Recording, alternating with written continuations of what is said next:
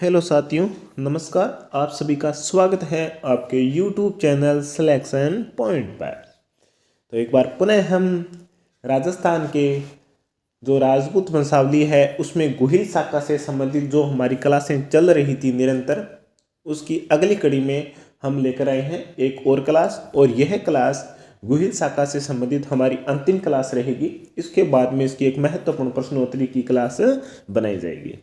ठीक है दोस्तों, ये क्लास आज वाली हो सकता है थोड़ी सी लंबी चले, तो इसलिए अपने मन को, अपने ध्यान को एकाग्रचित करके बैठ जाइए। और लिखने के साथ साथ में कोई ज़रूरत नहीं है, क्योंकि उसकी हम पीडीएफ हम हमारे टेलीग्राम चैनल, जिसको आप ज्वाइन कर सकते हैं, सिलेक्शन पॉइंट के नाम से ही है। जो यूट्यूब पर लोगो है वो सेम ही लोगो वहाँ पर लगा हुआ है। ठीक है। बात संख्या 2 कि इन क्लासों में जो भी आपको करवाया जा रहा है वो सिर्फ लाइन टू लाइन नहीं है, आपको समझाने की भी पूरी कोशिश की जा रही है। क्योंकि मेरा ये मानना है कि रटने से ज़्यादा समझना बेटर है।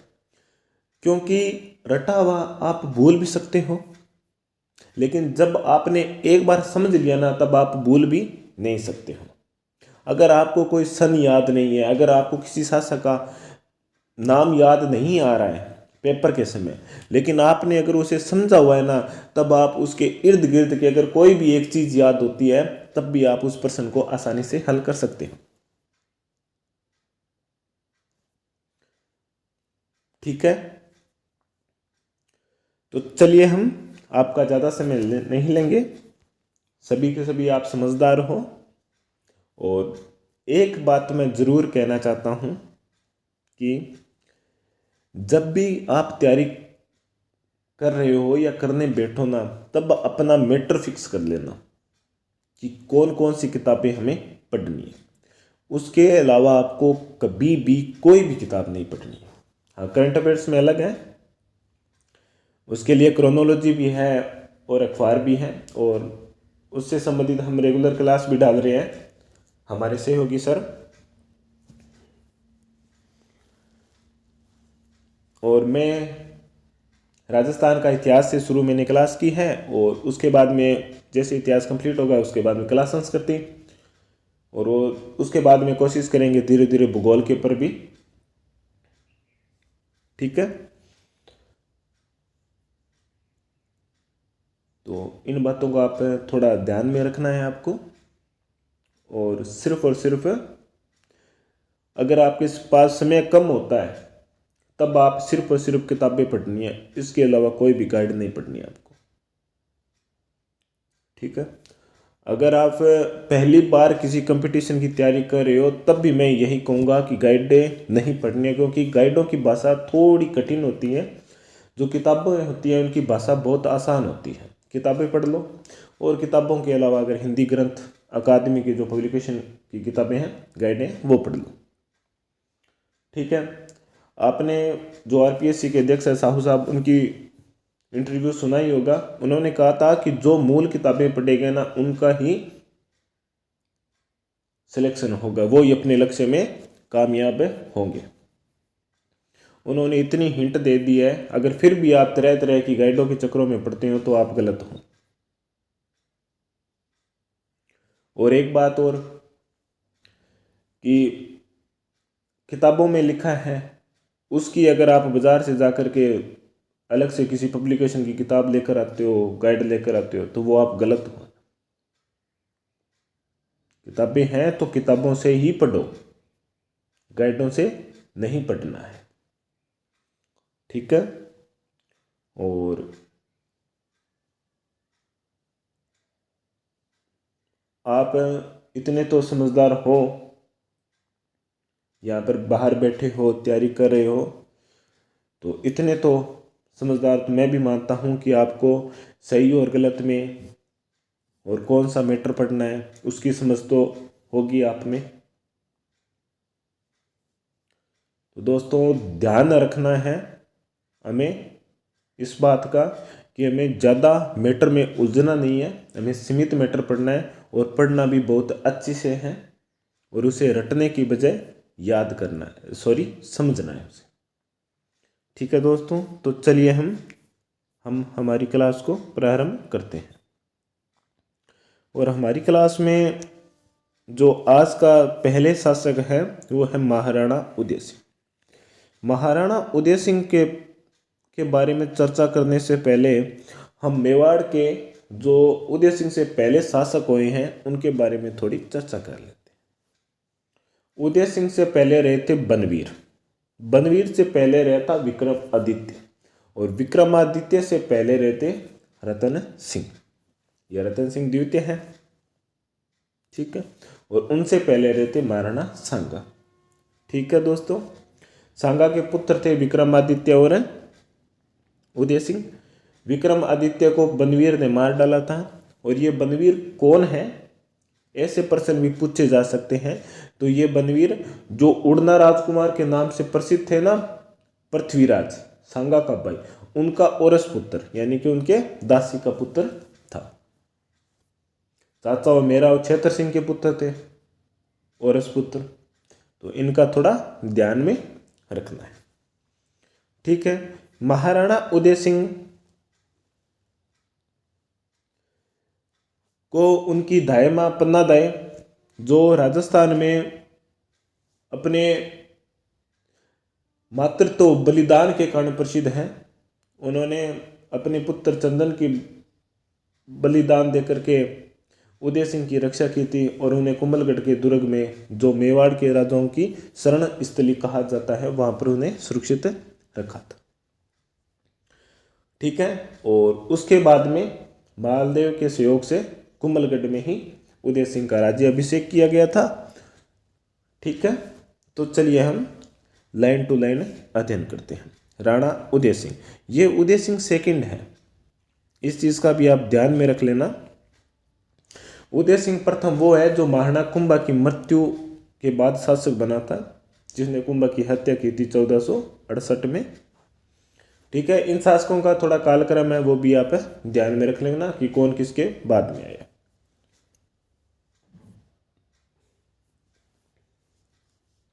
पंद्रह से 1572 तक शासनकाल रहा है उदय सिंह का।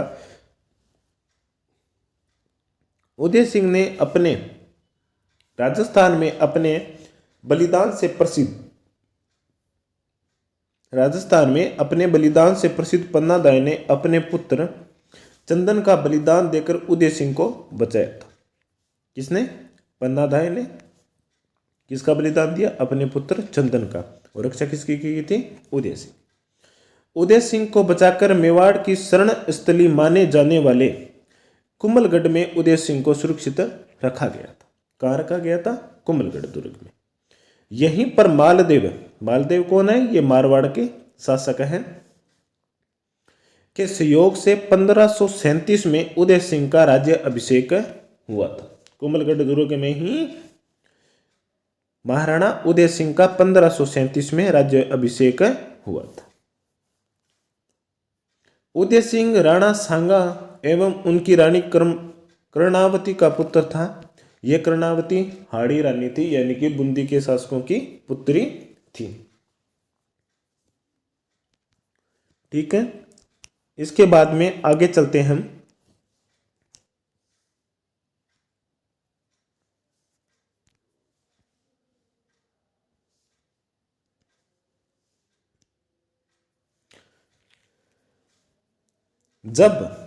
जब गुजरात के शासक बहादुर शाह ने 1535 पर चित्तौड़ में आक्रमण किया था, उस समय वहां का जो शासक था वो कौन था? विक्रमादित्य था। और वहां का जो मूल रूप से कार्यभार था वो कर्णावती संभाल रही थी, और उनके साथ है जो देवलिया का रावत बाघ सिंह था। उसके बाद में क्या हुआ? विक्रमादित्य और उदय सिंह को सुरक्षित वहां से निकाल दिया गया था, और रानी कर्णावती ने जोहर किया था, और बाघ सिंह ने क्या किया था? केसरिया। इस प्रकार चित्तौड़ का द्वितीय शाखा कब हुआ था? 1935 में, जब गुजरात के शासक बहादुर शाह ने चित्तौड़ पर आक्रमण किया था। ठीक है, प्रथम शाखा 1303 में हो चुका था अलाउद्दीन के समय, जब वहां का शासक है रावल शाखा का अंतिम शासक हुआ था रतन सिंह, उसके समय। इसके बाद में उदय सिंह ने 1559 में उदयपुर नगर बसाया तथा इसे अपनी राजधानी बनाया था। उदय सिंह ने उदयपुर नगर कब बसाया था? 1559 में, और उसे अपनी राजधानी बनाया। इसके अलावा उन्होंने उदय सागर झील का भी निर्माण करवाया तथा वहां पर मोती नगरी के नाम से सुंदर महल भी बनवाए थे। किसके नाम से? मोती नगरी के महल भी बनाए थे। उदय सिंह ने 3 काम करवाए, उदयपुर नगर बसाया, उदय सागर झील बनाई और मोती नगरी के महल भी बनाए थे। ठीक है, इसके बाद में उदय सिंह के काल में क्या हुआ था? अकबर ने आक्रमण किया था। अकबर ने आक्रमण किया था 1567 में। 23 अक्टूबर 1567 को अकबर ने चित्तौड़ पर आक्रमण कर डाला। तब वहां का शासक यानी कि उदय सिंह वहां से दुर्ग से निकल चुके थे और वो कहाँ पहुंच गए थे? गोगुंदा। और जो दुर्ग का जो कार्यभार था, चित्तौड़ का कार्यभार था, वो जयमल और पत्ता नामक 2 सेनापतियों को सौंप दिया था। जब अक्टूबर 1567 में अकबर ने चित्तौड़ पर आक्रमण किया था, तब उदय सिंह जयमल एवं पत्ता नामक 2 सेना नायकों को कार्यभार सौंप कर समय गोगुंदा की पहाड़ियों में चले गए थे। जयमल एवं पत्ता युद्ध करते हुए वीर गति को प्राप्त हुए। इसकी वीरता देखकर अकबर ने आगरा के किले के बाहर इनकी हाथी पर सवार प्रतिमा भी बनाई थी। किनकी? जयमल और पत्ता की। लगभग 4 महीने संघर्ष करने के बाद में फरवरी 1568 में चित्तौड़ पर अकबर ने अपना अधिकार कर लिया था और इस समय जयमल एवं पत्ता के नेतृत्व में केसरियावा और इनकी पत्नियों के द्वारा जोहर किया गया था। ये हुआ था मेवाड़ का तृतीय शाखा। ठीक है, जयमल और पत्ता की जो वीरता है उनसे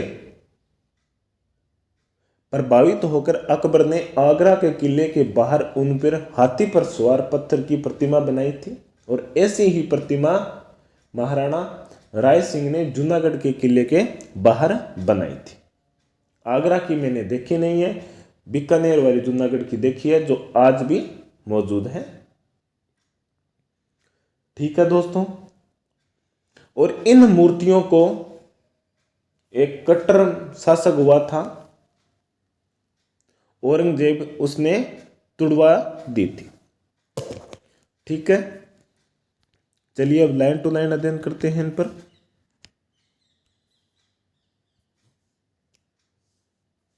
जयमल एवं पत्ता युद्ध करते हुए वीरगति को प्राप्त हुए। उनकी वीरता देखकर अकबर ने आगरा के किले के बाहर उनकी हाथी पर सवार प्रतिमा भी बनाई थी। 1572 में उदय सिंह सेकंड, ठीक है, उदय सिंह द्वितीय का स्वर्गवास हो गया था। अकबर ने 4 माह के बाद यानी कि 25 फरवरी 1568 को चित्तौड़ पर अपना अधिकार कर लिया था। कहां पर अधिकार कर लिया? चित्तौड़ पर। अब आपको अगर याद हो, हमने जो प्राचीन सभ्यता की थी उसमें नगरी के बाहर जो हाथी का बाड़ा था, वहां पर जो पत्थर बहुत प्रसिद्ध है, उनसे चित्तौड़ में एक विजय स्तंभ भी बनाया था। किसने? अकबर ने। किस विजय के उपलक्ष्य में? चित्तौड़ विजय के उपलक्ष्य में 1568 में बनाया था। ठीक है, इस युद्ध में कल्ला राठौड़ भी शामिल थे, जो लोक देवता के रूप में आज भी पूजे जाते हैं। इन्हें 4 हाथ वाला देवता कहा जाता है और यह बात कही किसने थी? अकबर ने कही थी। क्योंकि जब इनके चाचा पत्ता को गोली लग गई थी अकबर की बंदूक से, उनके पैरों पर लगी थी, तब कल्ला ने अपने चाचा को अपने मोढे पर बिठा करके युद्ध किया था। तो अकबर के मुंह से निकल गया कि 4 हाथ वाले कल्ला। ठीक है। जयमल एवं पत्ता की मूर्तियों के बारे में बर्नियर भी अपने ग्रंथ, बर्नियर जो मुगल काल के समय आया था, travels in the Mughal empire में लिखता है, औरंगजेब ने इन मूर्तियों को तुड़वा दिया था। किसने? औरंगजेब ने इन मूर्तियों को तुड़वा दिया था। यह बनवीर कौन था? यह सांगा का भाई पृथ्वीराज का औरस पुत्र, यानी कि कौन था? दासी पुत्र था। ठीक है दोस्तों, यह था महाराणा उदय सिंह। महाराणा उदय सिंह के बाद में हम पढ़ेंगे महाराणा प्रताप। तो महाराणा उदय सिंह कार्यकाल 1537 में शासक बना था मालदेव की सहयोग से। 1572 में उनकी गोगुंदा में मृत्यु हो गई थी। 1537 में उनका राज्याभिषेक कहाँ हुआ था? कहाँ हुआ था राज्याभिषेक? कुंभलगढ़ के दुर्ग में हुआ था। उन्होंने उदयपुर नगर बसाया, उदय सागर झील बनाई, मोती मगरी के महल बनाए, और उनके समय अक्टूबर में 1567 में अकबर ने आक्रमण किया था और चित्तौड़ का तृतीय साका भी हुआ था। और जयमल और फत्ता ने अपनी वीरता को दिखाते हुए बलिदान स्वयं का दिया था। ठीक है, तो चलिए हम आगे। और अब हम बात करेंगे महाराणा प्रताप। महाराणा प्रताप जो महाराणा उदय सिंह के पुत्र थे, इनका राज्यकाल है वो 1572 से लेकर के 1597 तक रहा था। ठीक है। अब कई बार एग्जामिनर किस प्रकार के प्रश्न पूछता है कि महाराणा प्रताप का राज्यकाल कितने वर्ष रहा था? तो 1572 से 97 तक कितने हो जाएंगे? 25 वर्ष। तो इनका राज्यकाल कितने वर्ष रहा गया? 26 हो गया। 72 भी है, 97 में तो 26 वर्ष होगा। ठीक है। इन्हें बचपन में कीका भी कहा जाता था, क्योंकि ये आदिवासियों भील जनजाति उनमें ही रहकर पले बड़े हुए थे। तो वहां पर आदिवासी लोग जो छोटा बच्चा है उसे कीका कहते थे। महाराणा प्रताप का जो जन्म हुआ 9 मई 1540 को कुंभलगढ़ में हुआ था। इनकी माता का नाम जो पाली के अखेराज सोनगरा चौहान शाखा की, चौहान वंश की एक शाखा है सोनगरा, उनकी पुत्री थी जिनका नाम था जयंता बाई। क्या नाम था? जयंता बाई। महाराणा प्रताप का सामान्य परिचय हो गया। कार्यकाल 1572 से 97 में। पिता उदय सिंह, माता जयंता बाई, जन्म 9 मई 1540 में। कहाँ पर? कुंभलगढ़ में। उदय सिंह की एक दूसरी रानी भी थी, धीर कंवर। क्या नाम था उनका? धीर कंवर के पुत्र जगमाल को उदय सिंह की मृत्यु के बाद में शासक बना दिया गया था, क्योंकि उदय सिंह अपनी दूसरी रानी धीर कंवर को अधिक पसंद करते थे और उनकी इच्छा पर उन्हें अपने योग्य पुत्र प्रताप के स्थान पर जगमाल को मेवाड़ का अगला शासक घोषित कर दिया था। इस पर जो महाराणा प्रताप के समर्थक सामंत थे वो उनसे नाराज हो गए थे और प्रताप समर्थक सरदारों ने 28 फरवरी 1572 को, कब? 28 फरवरी 1572 में, जब गोगुंदा में उदय सिंह की मृत्यु हुई थी, उसी समय गोगुंदा में प्रताप का राज्य अभिषेक कर दिया था। क्या कर दिया था? गोगुंदा में प्रताप का राज्य अभिषेक कर दिया था, जिससे जगमाल नाराज होकर के कहाँ चला गया था? अकबर की शरण में चला गया था। अब यहां से महाराणा प्रताप की कहानी शुरू होती है। जब महाराणा प्रताप शासक बना था ना, तब चित्तौड़ के लगभग हिस्सों पर किसका? मुगल सत्ता का आधिपत्य था। तब कवियों ने कहा था कि ये एक आभूषण रहित विधवा स्त्री है, यानी कि चित्तौड़ को एक स्त्री बताया जिसके सारे के सारे आभूषण कोई ले गया, यानी कि अकबर के अधीन है। प्रताप के समय चित्तौड़ के विध्वंस और उनकी दीन दशा को देखकर कवियों ने इसे आभूषण रहित विधवा स्त्री भी की उपमा भी दी है।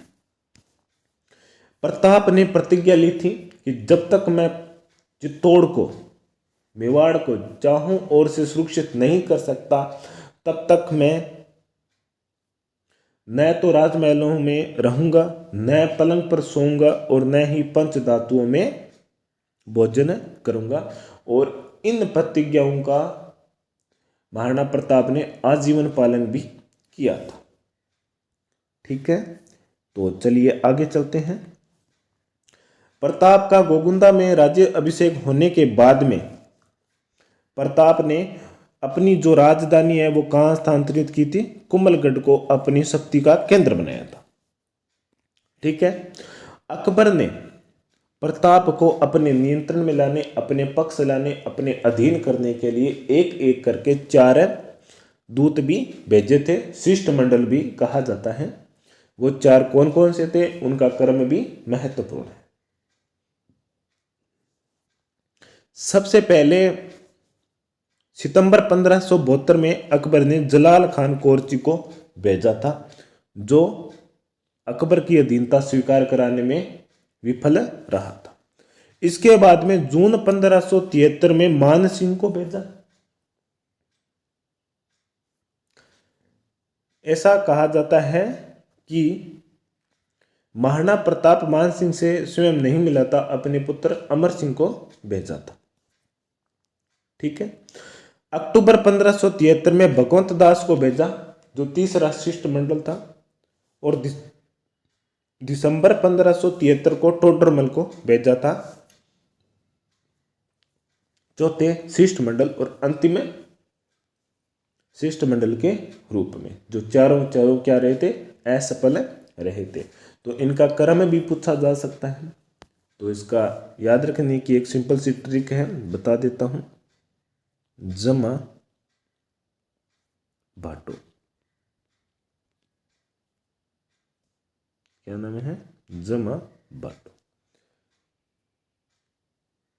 जलाल खान, मान सिंह, भगवंत दास और टोडरमल, ये जो 4 थे। अब इनसे संबंधित जो समय है ना, वो भी थोड़ा ध्यान में रख लेना। ठीक है दोस्तों, चलिए आगे चलते हैं। जब अकबर को यह लगा कि महाराणा प्रताप उनकी अधीनता स्वीकार नहीं करेंगे, तब अकबर ने इनके खिलाफ युद्ध करने का, आक्रमण करने की रणनीति बनाना शुरू कर दिया।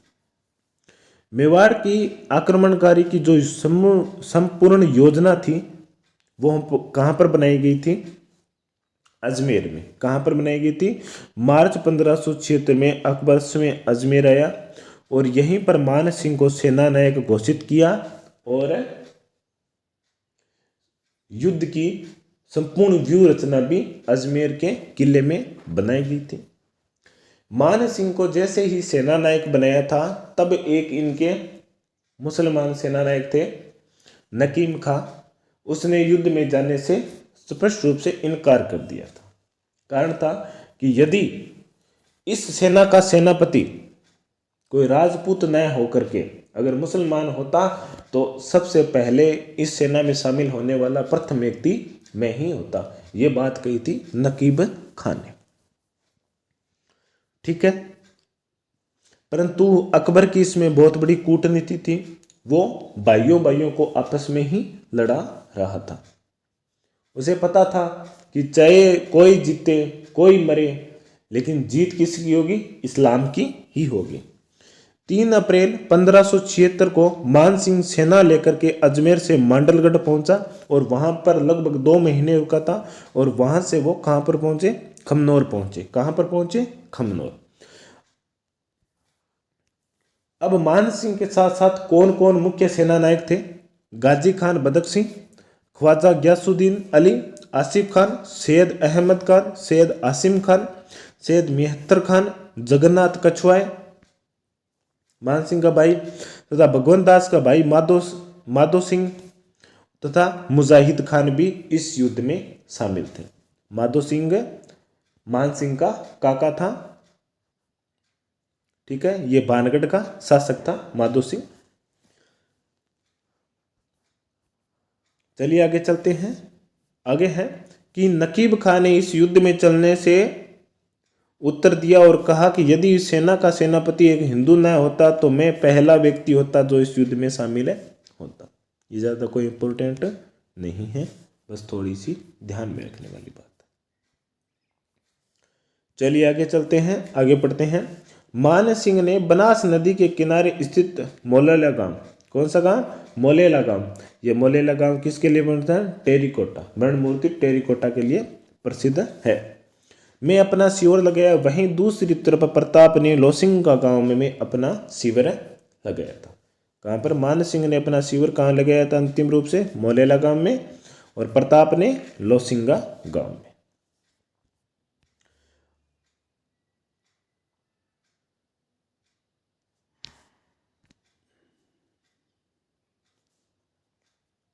मुगल सेना में जो हरावल सेना होती है, हरावल सेना का मतलब होता है सेना का सबसे आगे वाला भाग। कौन सा भाग? सेना में सबसे आगे वाला भाग होता है, वो क्या होता है? हरावल सेना। और जो सबसे अंतिम भाग होता है उसे चंदावल सेना कहा जाता है। हरावल सेना का जो नेतृत्व था वो कौन कर रहा था? सैयद हासिम कर रहे थे, और उनके साथ में थे मोहम्मद बदख्शी, आसम खान और जगन्नाथ कछवाए थे। कौन थे? जगन्नाथ कछवाए। मुगल सेना के अल्तमस, अल्तमस का मतलब होता है जो रक्षित होता है, जिन्हें सुरक्षित रखा जाता है और विपत्ति के समय उन्हें बुलाया जाता है। अल्तमस सेना में का बादशाह मान सिंह के भाई माधो सिंह को दिया गया था। मान सिंह का भाई नहीं है, भगवंत दास का भाई है, गलती से लिख दिया कि भाई माधव सिंह को दिया गया था, और उनके साथ था मिहत्तर खान।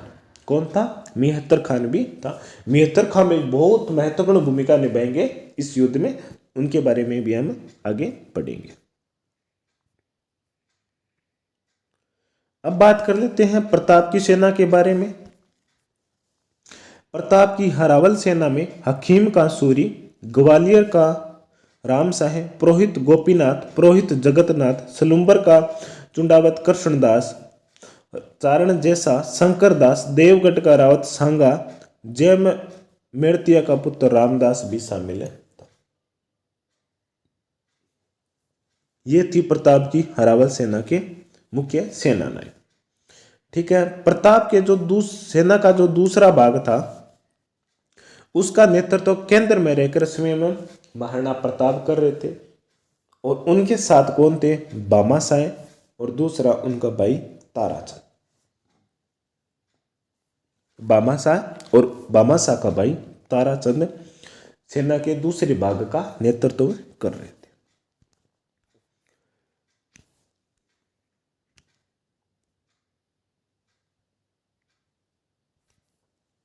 जैसे ही 18 जून 1576 के सुबह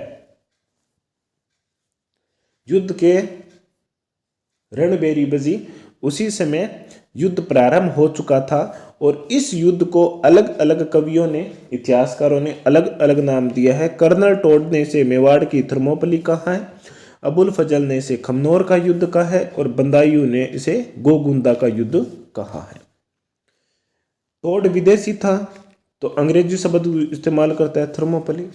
अबुल फजल ने खमनोर का युद्ध कहा, बंदायूनी ने गोगुंदा, बंदा दा। इस प्रकार इसे आप याद कर सकते हो, थोड़े कंफ्यूज ना हो इसके लिए। अबुल फजल ने इसे खमनोर का युद्ध कहा था।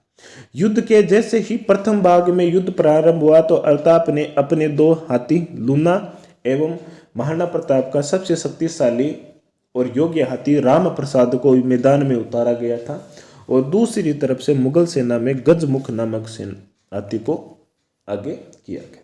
प्रारंभ में हाथियों की लड़ाई हुई थी, इसलिए कई कविकार इन्हें हाथियों का युद्ध भी कहते हैं। ठीक है। अब बात करते हैं बंदायू ने जब अपने एक सेनानायक से पूछा कि मुझे अंतर कैसे करें, मुझे इनमें कोई अंतर दिखाई नहीं दे रहा कि कौन से सैनिक हमारे हैं, कौन से सैनिक है दुश्मन सेना के, क्योंकि लगभग राजपूत सेना भी उनके साथ थी। तब आसफ खान ने कहा था कि बस आप तो तीर चलाते रहो, जो भी मरेगा हिंदू ही मरेगा, जीत आखिरकार किसकी होगी? इस्लाम की ही होगी। किसकी होगी? इस्लाम की ही होगी। ठीक है। इस युद्ध में जगन्नाथ कछुआ जो मान सिंह का भाई था मारा जाता, परंतु उसकी मदद चंदावल सेना से माधो सिंह कछुआ ने की थी। इसके अलावा चंदावल सेना में मेहतर खां के नेतृत्व में जो आपात स्थिति में सुरक्षित सैन्य टुकड़ी रखी गई थी उसने भी महत्वपूर्ण भूमिका निभाई थी, क्योंकि युद्ध के प्रथम भाग में प्रताप की सेना ने विजय प्राप्त कर ली। जब मुगल सेना के सेना भाग रहे थे तब उस भागती हुई सेना को हौसला देने के लिए मेहतर खां ने एक अफवाह फैला दी कि बादशाह खुद एक बड़ी सेना लेकर के अजमेर से रवाना हो गए हैं, जिससे इन सेना को हौसला मिला और युद्ध पुनः प्रारंभ हो गया। महाराणा प्रताप अपने प्रिय घोड़े चेतक पर सवार थे और मान सिंह मर्दाना नामक हाथी पर सवार थे। प्रताप ने अपने घोड़े चेतक को की ओर इशारा करते हुए मान सिंह की ओर जाने को कहा था और जो मान सिंह हाथी पर सवार थे और चेतक और प्रताप चेतक नामक घोड़े पर थे, तो घोड़े को जैसे इशारा किया गया तो वो मान सिंह की ओर के तीव्र गति से बढ़ा और जो प्रताप का जो घोड़ा था उसके चेहरे के ऊपर हाथी का मुकुट लगा हुआ था, क्योंकि हाथी को जो साइड से देखता है ना तो उसकी कोई भी चीज़ हो छोटी हो वो हमेशा बड़े आकार में दिखाई देती है। जैसे ही घोड़ा चेतक हाथी के पास मर्दाना नामक हाथी के पास पहुंचा, उसने अपने दोनों पैर कहाँ पर रखे, हाथी के मस्तक पर रख दिए थे और महाराणा प्रताप ने अपने भाले से प्रहार किया था मान सिंह पर, जिसके कारण जो ओहदा बना होता है ना जिस पर सवार होते हैं, मान सिंह उसके पीछे छिप गया था और जो हाथी पर आगे सैनिक बैठा था वो मारा गया था। तो चेतक को ये लगा था कि मान सिंह को प्रताप ने मार डाला। इसके बाद जैसे चेतक नीचे उतरा तो हाथी के सूंड के आगे तलवार लगाई हुई थी जो क्या थी, विष से भरी हुई थी, तो उसकी एक कट चेतक के पैर पर लग गई और वह जल्दी ही महाराणा प्रताप को युद्ध भूमि से बाहर ले गया था। जैसे एक नाला था उसे पार किया, पार करते ही बलीचे नामक स्थान पर वो मृत्यु हो गई किसकी, चेतक की, और बलीचे गांव में ही वहां पर उनकी छतरी आज भी बनी हुई है चेतक की। चलिए लाइन टू लाइन अध्ययन करते हैं। प्रताप को संकट में देखकर बड़ी सादरी के जाला विद्या ने, किसने, जाला विद्या ने। संग्राम सिंह के समय कौन था, जाला अज्जा। पहला संग्राम सिंह आया तो ए, प्रताप आया तो बै। जाला विद्या ने राजकीय छत्र स्वयं धारण किया और युद्ध भूमि में वीर गति को प्राप्त हुए। बलीचा नामक गांव में चेतक की मृत्यु हो गई थी और वहां पर उनकी छतरी भी बनाई गई थी। कहां पर, बलीचा नामक गांव में। महाराणा प्रताप को तब तक चेतक सुरक्षित स्थान पर ले जा चुका था। ठीक है, इस हल्दी घाटी युद्ध में वो सेना नायक जो प्रताप की ओर से लड़ते हुए वीर गति को प्राप्त हुए वो कौन कौन से थे, जाला बिद्दा, मान सिंह सोननगरा, जयमल मेड़तिया का पुत्र रामदास, राम साहेब और उनके तीनों पुत्र शालीवाहन, भवानी सिंह और प्रताप सिंह, तीनों के अपने पिता समेत वीर गति को प्राप्त हुए थे हल्दी घाटी के युद्ध में। यह युद्ध अनिर्णायक रहा था। अनिर्णायक इस प्रकार रहा था क्योंकि न तो मुगल सेना चित्तौड़ पर अपना अधिकार कर पाई और न ही वहां के शासक को अपने नियंत्रण में ले पाई, बंदी बना पाई। इसलिए इस युद्ध को क्या कहा जाता है, अनिर्णायक युद्ध कहा जाता है। हल्दी घाटी युद्ध के बाद प्रताप ने कुंभलगढ़ को अपने केंद्र बनाकर पुनः शक्ति संगठित करना प्रारंभ कर दिया था।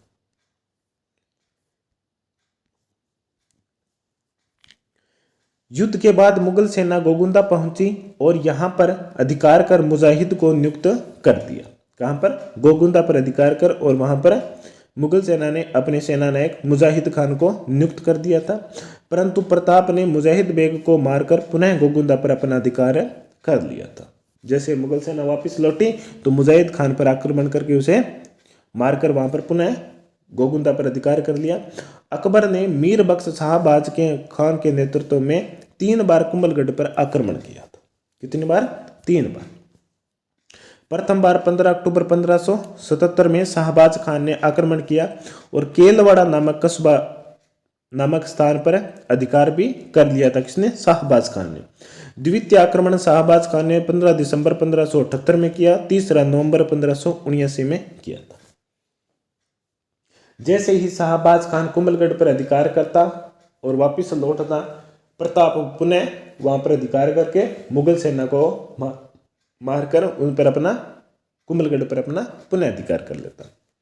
ठीक है, अब चलते हैं आगे। जब महाराणा प्रताप की आर्थिक स्थिति ठीक नहीं थी, तब भामाशाह और उनके भाई ताराचंद ने चुलिया गांव जहां पर चंबल नदी पर एक जलप्रपात भी बना है, चुलिया जलप्रपात है, भामाशाह तथा भाई ताराचंद ने प्रताप को 25 लाख रुपए एवं 20,000 अश्रुपियां भी भेंट की थी। कितनी? 25 लाख रुपए और 20,000 अश्रुपियां भी महाराणा प्रताप को सैन्य व्यवस्था संचालन हेतु भेंट भी की थी। इसीलिए आज तक जो भी दानदाता होता है उनके लिए भामाशाह शब्द का प्रयोग किया जाता है। 1580 में अकबर ने अब्दुल रहीम खान खाना के नेतृत्व में प्रताप के विरुद्ध सेना भेजा, परंतु वो भी सफलता प्राप्त नहीं कर पाया। अब महाराणा प्रताप की यहाँ पर एक बहुत सहनशीलता की बात सामने आती है कि जब अब्दुल रहीम खान खाना ये शेरपुर नामक गांव ने अपना डेरा डाला था और प्रताप पर आक्रमण वहीं से किया था, तब प्रताप के पुत्र राजकुमार अमर सिंह ने अब्दुल रहीम खान खाना के परिवार को बंदी बना लिया था, परंतु प्रताप ने इस चीज को नीति विरुद्ध बताते हुए वापस रिहा करने की बात रखी और अमर सिंह ने उन्हें रिहा कर दिया, जिससे अब्दुल रहीम खान खाना उसे महाराणा प्रताप के व्यक्तित्व से बहुत प्रभावित हुआ था। चलिए आगे चलते हैं। अब महाराणा प्रताप की बारी थी। उन्होंने धीरे धीरे करके प्रताप जो मुगल सेना ने मेवाड़ के क्षेत्रों पर आधिपत्य किया था उन्हें धीरे धीरे मुक्त करवाने लगा। जुलाई 1582 में दिवेर जो कि राजसमंद में स्थित है, वहां पर कायम मुगल थाने पर प्रताप और कुंवर प्रताप अमर सिंह ने आक्रमण किया और अकबर के चाचा सुल्तान खां का अमर सिंह ने वध कर दिया था। अमर सिंह ने इस युद्ध में बहुत ही वीरता दिखाई थी। उन्होंने अपनी तलवार से जो अकबर के चाचा सुल्तान खां है उसका अमर सिंह ने इस प्रकार तलवार से वार किया था, इतनी जोर से कि उसे घोड़े समेत बीच से चीर डाला था। ठीक है, कर्नल टोड ने इस दिवेर के युद्ध को मेवाड़ का मैराथन कहा था, यानी कि यहां से उसकी विजय का प्रारंभ हुआ था। किसकी विजय का? महाराणा प्रताप की।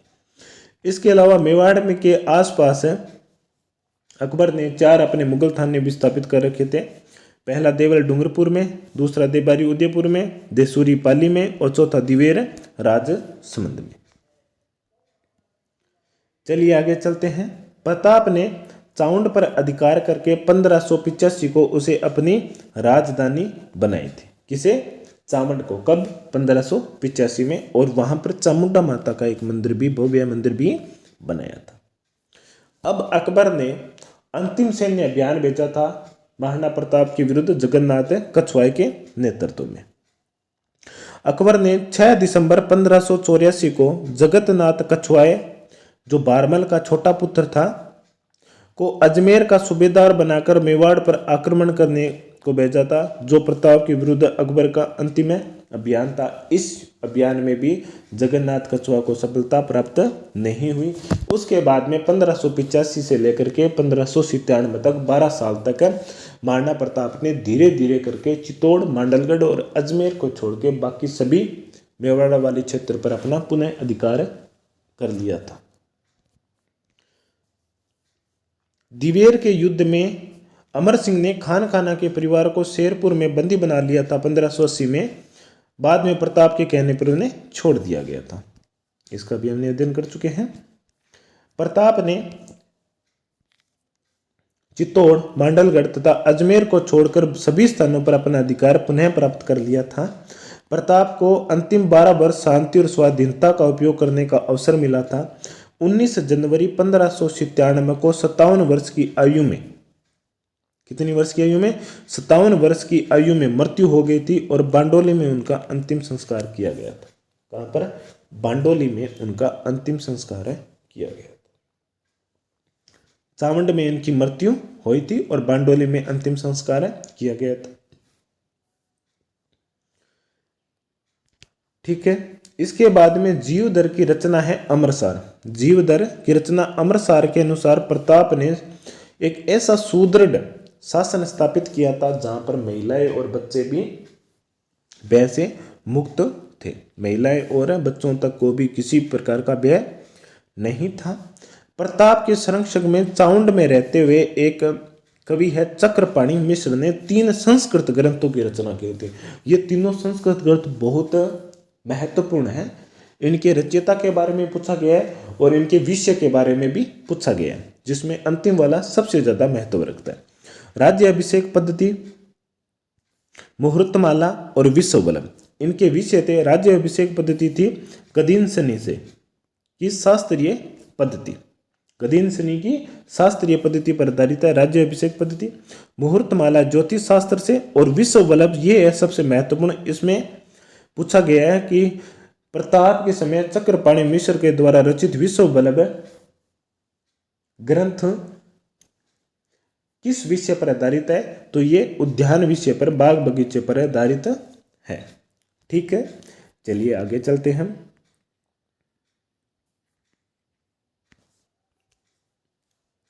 पंद्रह सौ 95 में हेमरतन सूरी के द्वारा गोरा बादल तथा कथा पद्मनी चौपाई काव्य ग्रंथ की रचना भी की गई थी। कब? 1595 में हेमरतन सूरी द्वारा गोरा बादल कथा और पद्मनी चौपाई नाम काव्य ग्रंथ की रचना की गई थी। इसके अलावा प्रताप की सेना में कुछ कवि थे। रामा सांधु और माला सांधु प्रताप की सेना में साथ रहते थे। इनमें से रामा सांधु ने प्रताप की शौर्य का गुणगान करते हुए कहा कि अकबर एक पक्षी है और प्रताप एक विशाल आसमान है, जिसमें अकबर नामक का एक पक्षी अकेला ही भटक रहा है। महाराणा प्रताप के काल में ही चाउंड में प्रसिद्ध चित्रकार व निसारदी, जिसका दूसरा नाम है नासिरुद्दीन, इसे हम चित्रकला वाले टॉपिक में बहुत अच्छी प्रकार से अध्ययन करेंगे। महाराणा प्रताप की जब मृत्यु हुई नहीं, तब अकबर भी बहुत उदास हुआ था कि अकबर की लाखों सेनाओं के आगे प्रताप की चंद हजार सेना ने आत्मसमर्पण नहीं किया था, बल्कि उनके सामने डटकर उनका विरोध किया, उनसे लड़े।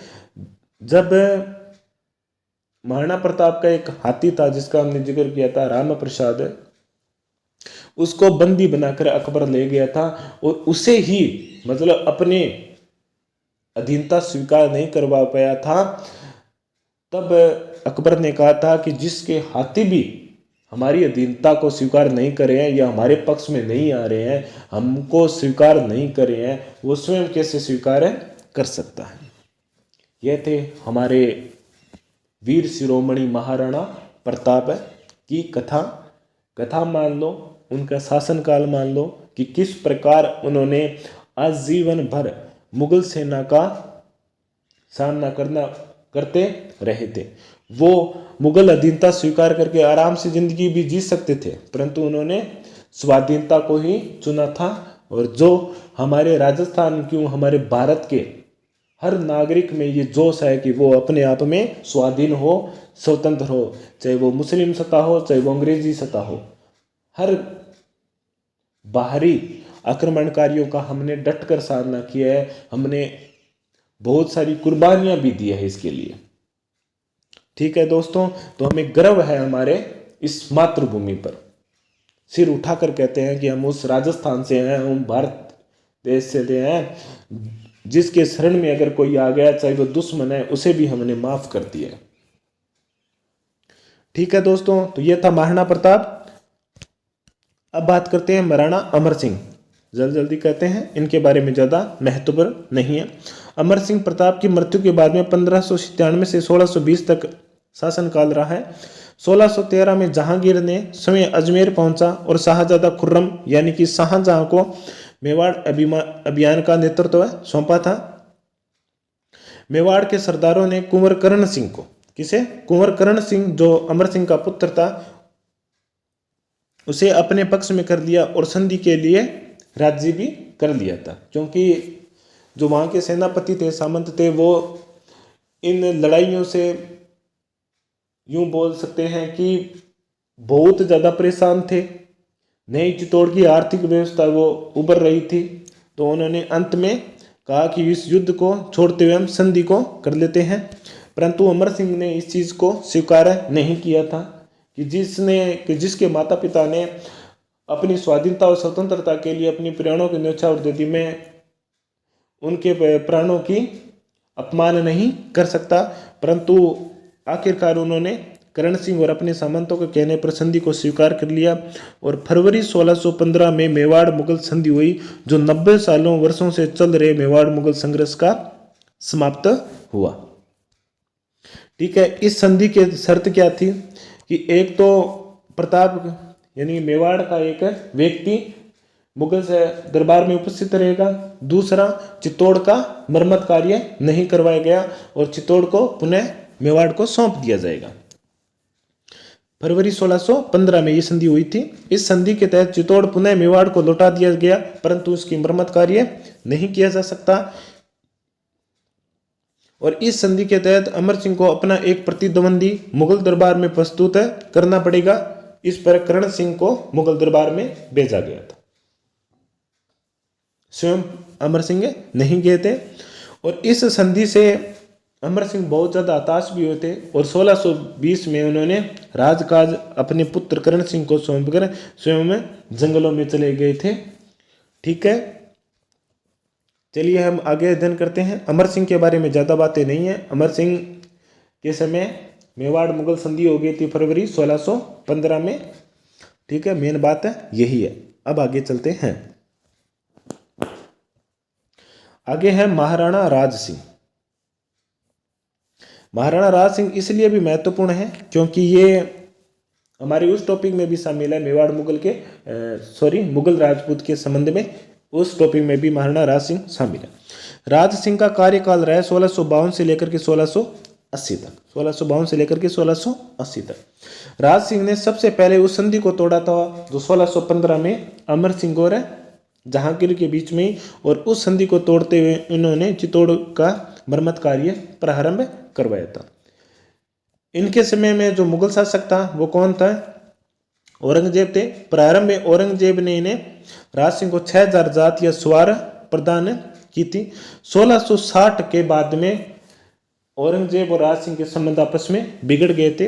कारण था कि जब किशनगढ़ की राजकुमारी चारुमती जो किसको पसंद करती थी राज सिंह को, परंतु औरंगजेब उससे विवाह करना चाहता था और उसके विरुद्ध में जाकर के राज सिंह ने चारुमती से विवाह किया, तो औरंगजेब उससे नाराज हो गया। यह था औरंगजेब नाराज होने का कारण। इसके बाद में औरंगजेब ने जब 1679 में जजिया कर लागू कर दिया, तब राज सिंह ने उसका विरोध किया। जजिया कर क्या है? जजिया कर जो गैर मुसलमान यानी कि हिंदुओं पर लगाया जाने वाला एक प्रकार से धार्मिक कर है। इसके अलावा औरंगजेब ने हिंदू मंदिरों को भी तोड़वाया था, जिससे भी राज सिंह उनसे नाराज हो गए थे। ठीक है, राज सिंह ने अपने जीवन काल में अकाल से संबंधित कुछ कार्य भी करवाए थे। राज सिंह ने गोमती नदी के पानी को रोककर राजसमंद झील का निर्माण भी करवाया था। किस झील का निर्माण करवाया था? राजसमंद झील का निर्माण किसने करवाया था? राज सिंह। किस नदी के पानी को रोककर? गोमती नदी के पानी। इसी झील के उत्तरी किनारे पर जो नौचौकी नामक स्थान है, वहां पर 25 काले संगमरमर की शिलाओं पर संस्कृत भाषा में एक लेख लिखा गया है जिसका नाम है राज प्रशस्ति, और ये किसके द्वारा लिखा गया? रणछोड़ भट्ट के द्वारा लिखा गया है और इसे संसार का सबसे बड़ा शिलालेख भी माना जाता है। इस शिलालेख में राज सिंह और उनके पूर्व के जो शासक रहे हैं प्रताप सिंह, अमर सिंह, कुंभा सांगा, इनके बारे में लिखा हुआ है। ठीक है दोस्तों, तो ये थी आज की हमारी क्लास और इसी के साथ हमारा गोइल वंश से संबंधित टॉपिक भी कंप्लीट होता है और नेक्स्ट क्लास में हम इससे संबंधित महत्वपूर्ण प्रश्नोत्तरी लेकर आएंगे। एक बात बता देता हूँ, इसके बाद में और भी शासक हुए हैं छोटे मोटे, लेकिन उनका वर्णन किसी भी किताब में मुझे मिला नहीं, इसलिए मैंने भी उनका वर्णन नहीं किया है। हाँ, एक बात ये भी है कि लगभग प्रश्न इन्हीं शासकों से संबंधित है जो हमने किए हैं। इसके अलावा अगर आपको समय रहता है तो, अगर समय कम है तब इसके अलावा आपको कोई भी नहीं पढ़ना है। अगर आपके पास समय बचता है तो इनके बाद के जो शासक रहे हैं उनके बारे में एक दो लाइन है जो आपको ऐसा लगे कि परीक्षा की दृष्टि से महत्वपूर्ण है, तो आप उसे अवश्य पढ़ लेना। पढ़ना कोई भी जरूरी नहीं है। मैं तो यूं ही कहता हूं कि आप जो जितना हमने करवाया है उसे ही आप बहुत अच्छी से प्रकार से पढ़ लो। इनसे बाहर आपका प्रश्न उत्तर नहीं जाएगा, क्योंकि सिलेबस बहुत मोटा है। अब इसमें राजपूत राजवंश दे दिया, तो राजपूत राजवंश ऐसा तो है नहीं कि गोइल वंश से संबंधित हमने 4-5 ही करने हैं। आगे और भी आएंगे, कछुआए आएंगे, राठौड़ आएंगे, चौहान आएंगे, गुज्जर प्रतिहार भी आएंगे, उनसे संबंधित प्रश्न भी पूछा जा सकता है। ठीक है दोस्तों, तो आज की क्लास को हम यहीं समाप्त करते हैं। कैसी लगी कमेंट करके आप ज़रूर बताना। ठीक है, और क्या सुधार करना है वो भी आप इसमें कमेंट करके ज़रूर बताना दोस्तों। और ज़्यादा से ज़्यादा इसे शेयर करना। और अगर आपने अभी तक हमारे YouTube चैनल को सब्सक्राइब नहीं किया है तो सिलेक्शन पॉइंट को आप सब्सक्राइब कर लीजिए, ताकि ऐसी ही अच्छी क्लास आपको रोज़ प्राप्त होती रहे। ठीक है दोस्तों, जय हिंद, जय भारत।